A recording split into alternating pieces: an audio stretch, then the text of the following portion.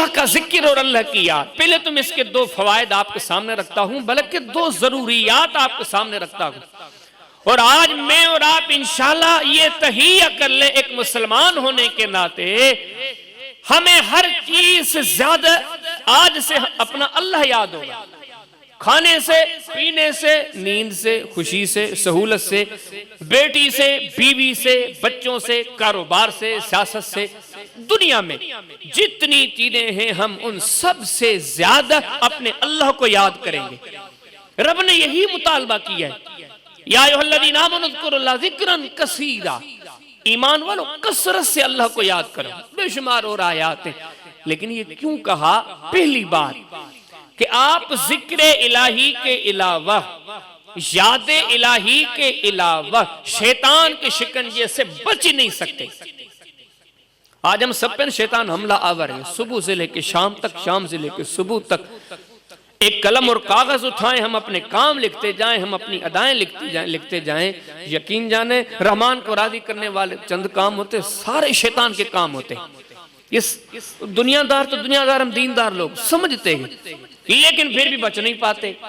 تو نبی کریم علیہ السلام نے 1400 سال پہلے بڑا بہترین نسخہ دیا. آپ نے فرمایا کہ شیطان کی چالوں سے بچنا چاہتے ہو، اپنی زندگی میں ذکر الہی کی عادت ڈالو. حدیث کی کتاب سنن ترمذی کے اندر ابواب الادب کے اندر امام صاحب نے ایک باب قائم کیا، باب ما جاء فی فضل الصلاۃ. بڑی طویل حدیث لے کر آئے. نبی کریم علیہ السلام مسئلہ سمجھانے سے پہلے ایک مثال دیتے ہیں، کیونکہ مثال وہ چیز ہے کہ اگلا بڑی آسانی سے سمجھ جاتا ہے. نبی کریم علیہ السلام نے ارشاد فرمایا، آپ نے فرمایا کہ ایک راہ گزر راستے سے جا رہا تھا. پیچھے ایک شخص کسی نے دیکھا، اس نے ہاتھ میں خنجر، تلوار یا کوئی ہتھیار پکڑا اور اس کو مارنے کے لیے اس کے پیچھے دوڑ پڑا. نبی کریم علیہ السلام فرماتے ہیں جب وہ دوڑ پڑا تو اس راہ گزر نے اسے دیکھا کہ مجھے تو کوئی مارنے کے لیے آ رہا ہے. تو نبی کریم علیہ السلام فرماتے ہیں اب یہ آگے والا شخص اپنے آپ کو بچانے کے لیے دوڑ پڑا، اگر میں رکا تو یہ مجھے مار دے گا. تو نبی کریم صلی اللہ علیہ وسلم ارشاد فرماتے ہیں وہ جیسے دوڑے جا رہا تھا، وہ پیچھے والا ہتھیار لے کے آ رہا ہے. یہ جو سامنے بھاگ رہا تھا، اس نے بھاگتے بھاگتے ایک نظر گھمائی کہ قریب کسی فورس کا قلعہ آ چکا ہے، کسی فوج کا، کسی ادارے کا، کسی فورس کا بڑا محفوظ قلعہ آ گیا ہے. اس کے ذہن میں آیا کہ یہ میرا پیچھا نہیں چھوڑے گا. اب ایک ہی بات ہے کہ اس میں گھس جاؤں بچ جاؤں گا، یہ اس قلعے میں نہیں آ سکتا. ہمارا سردار ہمیں سمجھا رہے ہیں. نبی کریم صلی اللہ علیہ وسلم نے فرمایا یہ شخص اس قلعے میں داخل ہو گیا. یہ جو پیچھے ہتھیار لے کے آ رہا تھا نا، جب اس نے دیکھا اب تو یہ قلعے میں محفوظ ہو گیا ہے، وہ مایوس ہو کے رک گیا. کہا کہ اب اس میں میرا زور نہیں چلے گا، اب تو یہ مضبوط ہاتھوں میں آ چکا ہے. نبی کریم علیہ السلام نے آپ نے فرمایا کہ اب وہ جو پیچھے آ رہا تھا وہ اپنا ہتھیار لے کے واپس چلا گیا، وہ قلعے میں محفوظ ہو گیا. میرے اور آپ کے محبوب محمد کریم صلی اللہ علیہ وسلم یہ پوری مثال دے کے آگے یہ ارشاد فرماتے ہیں. آپ نے فرمایا یہ چلنے والا ایک انسان تھا، اس کے پیچھے یہ دوڑ کر آنے والا جو ہتھیار لے کے آ رہا تھا یہ شیطان تھا. اور آپ نے فرمایا یہ جو جس قلعے میں داخل ہو گیا یہ قلعہ، اس کی مثال ذکر الہی ہے. پھر آگے نبی کریم علیہ السلام نے ارشاد فرمایا، آپ نے فرمایا کہ لا يحذر نفسه من الشیطان الا بذکر اللہ. کوئی بھی انسان اللہ کی یاد کے علاوہ اپنے آپ کو شیطان سے نہیں بچا سکتا. آج جو مجھ پر، آپ پر، ہم سب پر شیطان حملہ آور ہے، نہیں بچ سکتے. ہماری سماج سے لے کے، ہماری بصار سے لے کے، ہماری گویائی سے لے کے ہماری تمام تر ادائیں شیطانی رنگوں میں لت پت ہیں، نہیں بچ پا رہے. اس کی سب سے بڑی وجہ یہ ہے کہ آج ہم نے ذکر الہی چھوڑ دیا ہے. اس حدیث مبارکہ پہ غور کریں. محمد کریم صلی اللہ علیہ وسلم نے جس ذکر کی تلقین کی، جس یاد الہی کا درس دیا، سب سے بڑا اس کا فائدہ یہ بتایا کہ آپ شیطان کے حملے سے بچ جاؤ گے. اور یقین جانو جو شیطان کے حملے سے بچ گیا اسے سمجھو سب کچھ مل گیا. سب سے بڑا دشمن تو یہی ہے. فرمایا کہ ان شیطان للانسان عدو مبین. شیطان انسان کا کھلا دشمن ہے اور سب سے زیادہ طاقتور ہے. دنیا میں جتنے دشمن ہیں، کوئی ہمارے پر بازار میں حملہ کر سکتا ہے، کوئی کھیت و خلیان میں حملہ کر سکتا ہے، کوئی کہاں کوئی کہاں کوئی کہاں، ہر دشمن سے بچنے کی مخصوص جگہیں ہوتی ہیں، لیکن شیطان اتنا بڑا طاقتور ہے، طاقت اس کی اتنی بڑی ہے کہ ہماری رگوں میں خون کی طرح گھس جائے تو گھس سکتا ہے، ہمارے ذہن پر حاوی ہو جائے تو حاوی ہو سکتا ہے، ہمارے دل پہ حاوی ہو جائے تو حاوی ہو سکتا ہے، ہمیں جس طرح گھمانا چاہے گھما سکتا ہے، ہماری زبان پر حاوی ہو جائے تو حاوی ہو سکتا ہے، اور اس کی اتنی بڑی طاقت ہے، وہ گھر میں بھی کٹھے ہیں، بازار میں بھی کٹھے ہیں، سوتے ہیں تب بھی کٹھے ہیں، چلتے ہیں تب بھی کٹھے ہیں، وہ کعبہ میں جا کے طواف کرتے ہیں وہاں بھی ساتھ ہوتا ہے، سجدے میں گر جاتے ہیں وہاں بھی ساتھ ہوتا ہے، اور جب مرنے لگتے ہیں سکرات کے لمحات ہیں وہ اس وقت بھی نہیں چھوڑتا۔ انسان کا فرعون کیوں غرق ہوا، حامان کیوں غرق ہوا، قارون کیوں غرق ہوا، بڑے بڑے کفار کا، بس یہی اس آسان سے لفظوں میں جواب ہے کہ ان پر شیطان کا رنگ چڑھ گیا، یہ شیطان کے حلقے مریدی میں آ گئے، یہ شیطان کے شکنجے سے اپنے آپ کو نہیں بچا سکے۔ محمد کریم صلی اللہ علیہ وسلم نے مجھ سے، آپ سے، ہم سب سے خیر خواہی کرتے ہوئے سب سے بڑے اصلی اور سب سے بڑے طاقتور دشمن سے بچنے کا بہترین ہتھیار ہمیں دے دیا، ذکر الہی میں لگ جاؤ، شیطان کچھ نہیں کر سکتا۔ جب اس دشمن کے شر سے ہم بچ گئے تو سمجھو ہمیں خیر ہی خیر مل گیا۔ ذکر کا سب سے بڑا فائدہ یہ ہے کہ ذکر کرنے والے ذاکر پر شیطان کی طاقت بے اثر ہو جاتی ہے، اور یقین جانو باقی کوئی فائدہ نہ ہونا، اگر اکیلا یہ فائدہ اگر اس پر غور کیا جائے تو یہ اکیلا فائدہ ہی اتنا بڑا ہے کہ انسان اس کو جان کر اپنی بقایا زندگی یاد الہی کے لیے وقف کر دے۔ اور اس کا اگلا ایک اور فائدہ اتنا بڑا، اللہ پاک قرآن میں کہتا ہے میں نے تمہیں پیدا کیوں کیا ہے، صرف ایک ہی کام ہے، اپنی بندگی کے لیے۔ فرمایا کہ وَمَا خَلَقْتُ الْجِنَّ وَالْإِنسَ إِلَّا لِيَعْبُدُونَ، اے لوگو ہم نے اعلان ہو رہا ہے، ہم نے جنوں کو انسانوں کو صرف اپنی بندگی کے لیے پیدا فرمایا ہے۔ پھر اور کئی احکامات ہیں کہ فرمایا یا ایھا الناس اعبدوا ربکم الذی خلقکم، اے لوگو اللہ کی بندگی میں لگ جاؤ، اللہ کی عبادت میں لگ جاؤ۔ فرمایا سارا دار و مدار عملوں پر ہے، ان اللہ لا ينظر الى صورکم ولا اجسادکم، اللہ تمہاری صورتوں کو نہیں دیکھتا، اللہ تمہارے جسموں کو نہیں دیکھتا، ولکن ينظر الى قلوبکم واعمالکم، اللہ کی نظر تمہارے عملوں پر ہے۔ هل أتى على الإنسان حين من الدهر لم يكن شيئا مذكورا، کوئی زمانہ تھا انسان اپنا ماضی دیکھو آپ کا وہم وجود ہی نہیں تھا، آپ کچھ بھی نہیں تھے، ہم نے اب آپ کو وجود دیا، لیکن وجود کا مقصد کیا ہے؟ فرمایا انا خلقنا الانسان من نطفة امشاج نبتلیہ فجعلناہ سمیعا بصیرا، ہم نے انسانوں کو اس لیے پیدا کیا ہے کہ تاکہ ہم آزمائیں، ہمیں راضی کرتے ہیں یا ناراض کرتے ہیں، اچھے کام کرتے ہیں یا برے کام کرتے ہیں۔ کہیں اللہ کا قرآن فرماتا ہے، فرمایا تبارک الذی بیدہ الملک وہو علی کل شیء قدیر، وہ بڑی قدرت و طاقت والا تو وہ ہے جس کی ساری دنیا جس نے اپنے ہاتھ میں رکھی ہے، ہر چیز پر بس والا ہے۔ الذی خلق الموت والحیات لیبلوکم ایکم احسن عملا، ہر روز پیدائش کی خبریں بھی ملتی ہے، ہر روز مرنے کی خبریں بھی ملتی ہے، یہ سلسلہ بڑا پرانا ہے، بڑی تیزی سے رواں دوائیں، کوئی فرق نہیں پڑا، سردیاں آئیں گرمیاں آئیں، اونچ آ گئی نیچ آ گئی، لیکن یہ سلسلہ جاری ہے جاری ہے جاری و ساری ہے۔ لیکن اس سلسلے کا مقصد کیا ہے؟ فرمایا ایک ہی مقصد ہے، الذی خلق الموت والحیات لیبلوکم ایکم احسن عملا، وہ صرف اس لیے اس نے سلسلہ جاری رکھا ہے کہ دیکھے تم میں سے عمل کرنے والا کون ہے۔ پھر فرمایا الف لام میم احسب الناس ان یترکوا ان یقولوا آمنا وهم لا یفتنون، لوگوں نے یہ سمجھ رکھا ہے کہ کلمہ پڑھ لیا کام بن جائے گا، فرمایا ایسے نہیں ہونا۔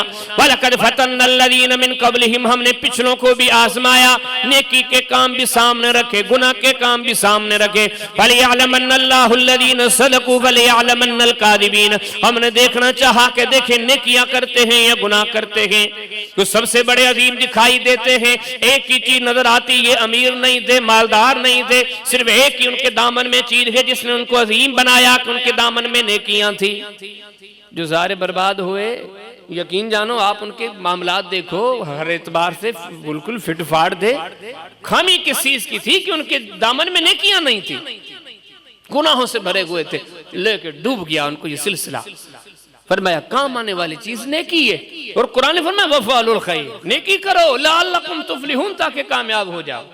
یہ زندگی نیکی کے لیے ملی ہے، جتنا نیکیاں کرتے جاؤ گے کامیابی کے قریب ہوتے جاؤ گے۔ سب صحابہ کا یہ عقیدہ تھا، وہ ہماری طرح نہیں ہوتے تھے کہ بس لمبی تمنائیں ذہن میں رکھ کے کہتے اللہ بھلا کرے گا۔ کئی ہم میں سے لوگ ہیں جو اس سوچ کو اچھی سوچ سمجھتے ہیں، ہم اللہ پہ یقین کرتے ہیں، ارے یقین کہاں کا، یہ تو شیطان نے تو سوچ دی ہے۔ جب شیطان چلا تھا رب کے در سے روٹ کر، ناراض ہو کر، رب کو ناراض کر کے کیا کہا تھا؟ وَلَوْمَنِّيَنَّهُمْ، لوگوں کو گمراہ کروں گا، لیکن کیسے کروں گا؟ سب سے پہلا ہتھیار یہ کہ انہیں بڑی امیدیں دلاؤں گا، کریں گے گناہ لیکن کریں گے، ہاں معاملہ بن جائے گا۔ کبھی یہ سوچا کرو ہم میں سے کتنے نافرمانیوں میں لت پت ہیں، وہ یہ سمجھ کر گناہ کرتے ہیں اللہ بڑا ہے، یہ خیال انہیں بہادر کر دیتا ہے۔ ان سے صرف ایک سوال ہے، آپ اللہ کو زیادہ پہچانتے ہو یا رسول اللہ زیادہ پہچانتے تھے صلی اللہ علیہ وسلم؟ وہ سب سے زیادہ بڑی پہچاننے والی ذات ہے۔ آپ سے مسلم پڑھیں، کتاب الزکوٰۃ پڑھیں، امام صاحب نے باب قائم کی ہے، خاندان بنی ہاشم پر صدقہ حرام ہے، حدیث لائے، معصوم سا حسین رضی اللہ تعالیٰ عنہ نبی کریم اسلام کے سامنے بیٹھا ہے، ایک خجور اٹھائی اور منہ میں ڈال دی۔ نبی کریم اسلام نے دیکھا کہ میرے بچے نے خجور منہ میں ڈال دی، این ممکن ہے یہ صدقے کی ہو، خاندان بنی ہاشم پر صدقہ حرام ہے۔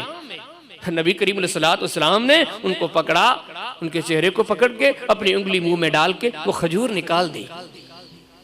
میں آپ سے پوچھتا ہوں، رسول اللہ صلی اللہ علیہ وسلم اپنے بچے کے منہ میں ایک ایسی خجور بھی ڈالنا نہیں چاہتے جو مشکوک ہے، پتہ نہیں صدقے کی ہے، پتہ نہیں کیسی ہے۔ انہوں نے تو نہیں کہا اللہ بڑا ہے چلو کھانے دو۔ یہ سراسر شیطانی سوچ ہے، اور شیطان نے یہ حملہ ہم پر کیا ہوا ہے۔ اللہ کے بندو نہیں، دین نے کہا کہ سن رکھو، محنتیں کام آئیں گی، اللہ کے رب مالک کو راضی کرنے کے لیے ان کے در پر جھک جاؤ، کوشش کرو زیادہ سے زیادہ نیکی، یہ زندگی ملی اسی کام کے لیے۔ تو جب اس نقطے کو دیکھتے ہیں زندگی ملی نیکیوں کے لیے کہ قرآن و سنت کو جب پڑھتے ہیں، نیکیوں میں سب سے بڑی نیکی یاد الہی ہے۔ اب سوال بھی ہوگا آپ کے ذہن میں کیسے؟ وہ ایسے کہ دیکھو حج تو آپ سال میں ایک بار گئے بس، باقی سال کے اتنے سارے دن مہینے تو آپ گھر آ گئے، نماز کے لیے تو آپ 5 وقت آتے ہو، دنیا کے جتنے باقی کام ہیں، زکوٰۃ آپ سال میں ایک بار دیتے ہو، خیرات آپ کبھی کبھار کر دیتے ہو۔ میں آپ سے پوچھتا ہوں، ہم میں سے ہمارا ایک دوست ایسے ہوتا ہے جو سال کے بعد ہمارے پاس آتا ہے اور بڑے گفٹوں کے انبار لے کر آتا ہے، ٹھیک ہے، اور ہمارا ایک دوسرا دوست ہے وہ ہمیں گلی میں ہر روز ملتا ہے، بار بار ملتا ہے، صبح کو بھی شام کو بھی، اٹھنا بیٹھنا چلنا پھرنا۔ آپ سے کوئی آ کے پوچھے کہ آپ کا سب سے سچا اور مخلص دوست کون ہے، آپ اس کا ذکر نہیں کرو گے جو سال کے بعد ایک بار آتا ہے، آپ اس دوست کا نام لوگے جو آپ کو بار بار ملتا ہے۔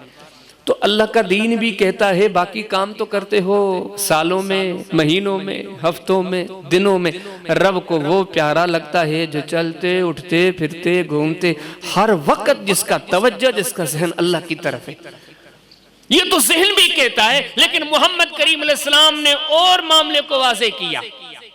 سنن ترمذی کے اندر ابواب الدعوات کے اندر ایک باب امام صاحب نے قائم کیا، لیکن کوئی نام نہیں رکھا باب کا، اسے باب بن کہہ کر قائم کر کے نیچے حدیث لائے، انسانیت کے سب سے بڑے استاد، سب سے بڑے مربی محسن، ایسے یقین جانے جب حقائق کو جانتے ہیں سوال ہوتا ہے کہ ایسا استاد تو کبھی آسمان نے بھی نہیں دیکھا ہوگا، زمین بھی بڑی خوش نصیب تھی، اس نے بھی کبھی نہیں دیکھا ہوگا مسجد نبوی کا ماحول ہو، اصحاب رسول کی مجلس ہو، ادھر نظر پڑے چٹی داڑھی لے کے ابو بکر بیٹھے ہیں، ادھر نظر پڑے عمر فاروق بیٹھے ہوں، یہاں نظر پڑے عثمان بیٹھے ہوں، یہاں نظر پڑے علی بیٹھے ہوں، طلحہ، سعید، سعد رضی اللہ تعالی عنہم اجمعین، کتنی بہترین مجلس ہوگی۔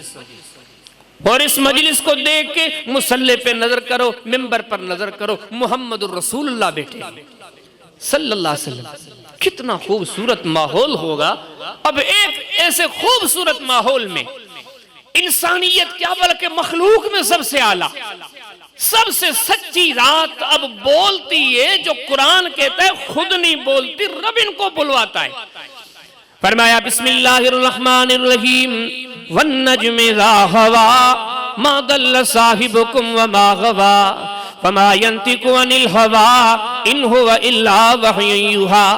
کلمہ پڑھنے والوں محمد کریم علیہ السلام کی بات کو اس نظر سے دیکھا کرو، یہ بات ان کی نہیں ہوتی، رب کی ہوا کرتی ہے۔ اللہ پاک نے قسمیں اٹھا کے اعلان فرمایا وما ينطق عن الهوى ان هو الا وحی یوحی۔ محمد کریم علیہ السلام جو بھی بات کرتے ہیں یہ اللہ کی طرف سے ہوتی ہے، اللہ کی وحی کے اگیز یہ ذات بات نہیں کرتی۔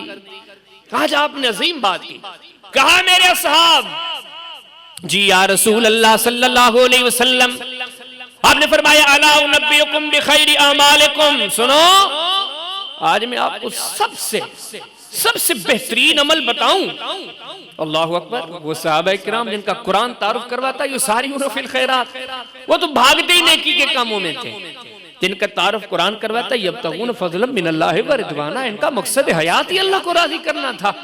تراہم رکعن سجدہ، جب نظر پڑے آپ کی دیکھیں یا رکوع میں یا سجدے میں، سیماہم فی وجوہہم من اثر السجود، یہ تو ایسے عابد تھے ان کے چہروں پہ نظر پڑتی تھی، چٹی داڑھی بعد میں نظر آتی تھی، سجدے کے نشان پہلے نظر آتے تھے۔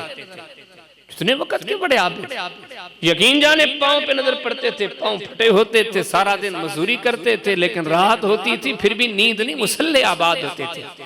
یہ واحد وہ طبقہ تھا جو دوڑے دوڑے کہتا تھا اللہ کے رسول میں اگر مارا جاؤں تو میرا کیا نتیجہ نکلے گا؟ فرمایا جنت میں جاؤ گے ہاتھ کی کھجوریں بھی پھینک کے کہتے ہیں پھر دیر کس چیز کی، ابھی مروں ابھی جنت چلا جاؤں۔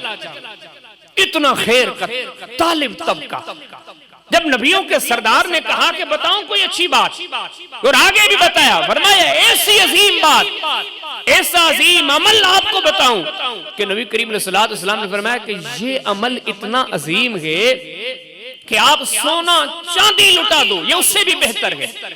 خیر من انفاق الذهب والورق، سونے اور چاندی کو خرچ کرو، یہ عمل اس سے بھی بہتر ہے۔ اگلے کلمات نے تو اور حیران کر دیا، آپ نے فرمایا وہ عمل آپ کو بتاؤں جو اس سے بھی بہتر ہے کہ ان تلقوا العدو، آپ دشمن سے ملو، صرف ملو ہی نہیں، فتضربوا اعناقهم ويضربوا اعناقكم، تلواریں اٹھاؤ، آپ ان کو قتل کرو، وہ آپ کو قتل کرے، جہاد کی مجلس سے سجے، جہاد کے میدان ہو۔ آج آپ کو ایسا عمل بتاؤں، سونے چاندی سے لٹانے سے بہتر، جہاد سے بہتر، دشمن کے لڑنے سے بہتر، مرنے مارنے سے بہتر، اتنا بڑا عمل۔ آج عمل ہی نہیں، بخیر اعمالکم، سب سے بڑے عمل کی بات چلی ہے۔ صحابہ کرام نے کہا اللہ کے رسول دیر کس بات کی، وہ عمل تو بتا دیں۔